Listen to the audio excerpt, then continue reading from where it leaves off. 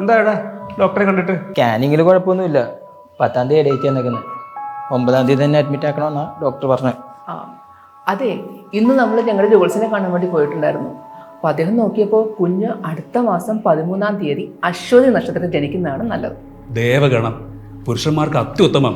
ഓഹോ, കുഞ്ഞ് ജനിക്കാനുള്ള സമയം മുഹൂർത്തമൊക്കെ ഫിക്സ് ചെയ്തിട്ട് വന്നിരിക്കും അല്ലേ? ജനിക്കാൻ പോകുന്ന ആങ്കോച്ചെന്ന് അച്ഛനോട് ആരാ പറഞ്ഞേ? എന്താ സംശയം? തൃപ്പേരുടെ ആനന്ദ ജോത്സ്യം പറഞ്ഞാൽ എന്താ പേടിച്ചിട്ടുള്ളത്? ഞങ്ങൾ രണ്ടുപേരും കല്യാണം കഴിച്ച് ഈ കുടുംബത്തിൽ ദോഷമാണെന്ന് പറഞ്ഞ ആ അവതാരം ആനന്ദ ജോത്സ്യം തന്നെയല്ലേ? എന്നിട്ട് വല്ല സംഭവിച്ചോ? അതെ, എന്റെ കുഞ്ഞ് ജനിക്കേണ്ടതേ എന്നെ നോക്കുന്ന ഡോക്ടർ പറയാൻ അനുസരിച്ചാ, അല്ല ജോത്സ്യം കെടുക്കേണ്ട കാര്യമില്ല.